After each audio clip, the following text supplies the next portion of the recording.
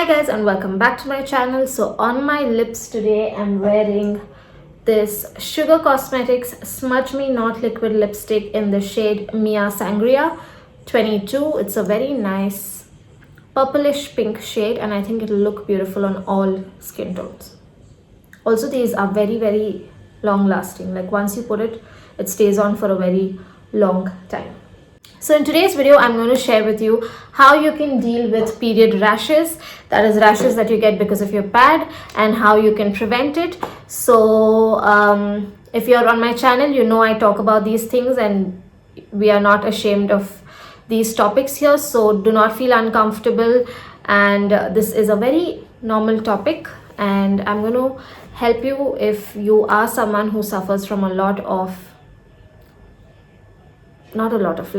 from period rashes. So yeah, let's begin the video. Now I get this a lot. People are always telling me, just switch to tampons or menstrual cups. Now I personally cannot use a tampon or menstrual cup. I have endometriosis and my endometrium tissue is placed in such a way that any kind of insertion will trigger my pain and will cause a lot of discomfort.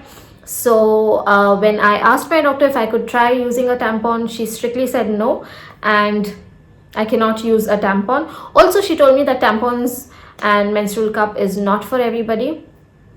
So yeah, I cannot use a tampon or a menstrual cup. I can only use pads for now. Maybe once I get married or once my condition is better, I might switch to a tampon or menstrual cup, but for now I have to use pads. And you know that when you are using pads, it can get very uncomfortable sometimes and it can cause a lot of rashes. So I'm going to share with you how I like to prevent it. Now the first thing, and I think it is my fault, it is my problem, because I like using extremely tight underwear during my periods, because that way I feel like the pad will stay in place and it's not going to move. So that is also one of the reasons that you can get period rashes. You can get rashes, you can get cuts. I have got cuts so many times. So if you are someone like me, then make sure that the first thing you do is after you take a shower and you've wiped yourself, make sure to wipe yourself down there really well. And I also like using a little bit of powder. Any powder will do. You can use your normal talc, your Pond's, you can use baby powder. I like applying it in that area before I can wear a pad, so that it helps a little with the friction and it is not very harsh on your skin. Now you can use creams, but I feel like when you use creams, after a while you're sweating and it just feels very uncomfortable. So I like using powder. It has helped a lot because I still like wearing tight underwear. So if you are someone like me and you like wearing tight underwear, just use a little bit of talc and it should be fine. Now another big issue is the kind of pads you use. I have used a lot of pads, like the most expensive to the most cheap, and everything I have tried. It's very important to use pads that feel soft on your skin, because anything that is a little harsh will cause rashes, because certain companies like using a certain chemical to keep your pads in place and to keep the cotton in place, so that can also cause rashes. I have recently, and by recent I mean maybe 4 months, I have switched to Carmesi and they have really helped. These are the pads, the Carmesi sensitive sanitary pads for rash-free periods. Now you get 10 pads for 150 rupees, and now that depends on the different sizes you use. There is XL, there is L, and there's also double XL, which is overnight pads. Now if you can see, they mention the flow there, so depending on your flow you can use this.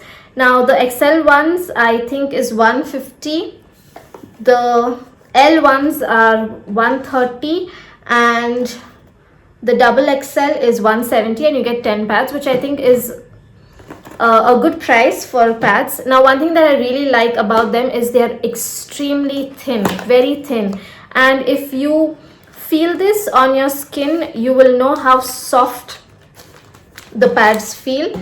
They are extremely soft and they almost feel like you are not wearing like a very chunky pad. It feels very, very soft on your skin. Another thing that I absolutely love and appreciate is that each of these pads come with a disposable bag which is biodegradable, so you can put your used pads in this and very neatly dispose it. Now, no matter what kind of pad you are using, never flush it. It is not good to flush your pads. Always dispose it, put it in the dustbin or the trash, wherever you are. But I really like the pads, and if you open this, you will see how thin the pads are. They are extremely thin and they feel really soft. Now, the top sheet is plant-based, so it helps keep the pad dry.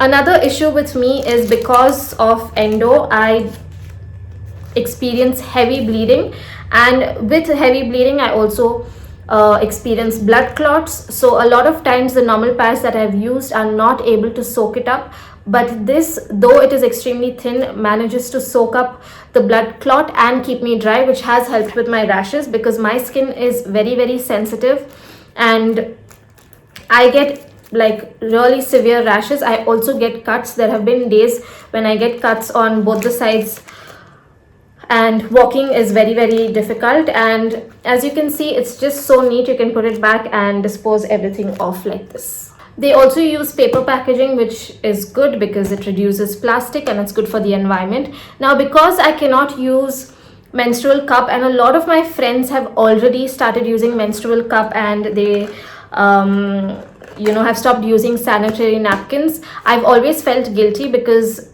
if sanitary napkins are not good for the environment, but Karmesi, it's all biodegradable and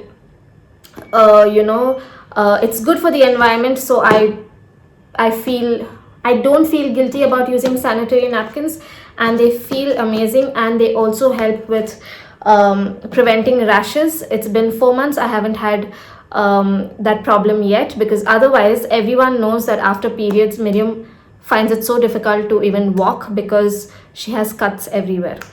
Now, if you have rashes, one thing that my doctor had suggested is to use a baby rash cream, the ones that you use for babies when they get rashes because of their nappies.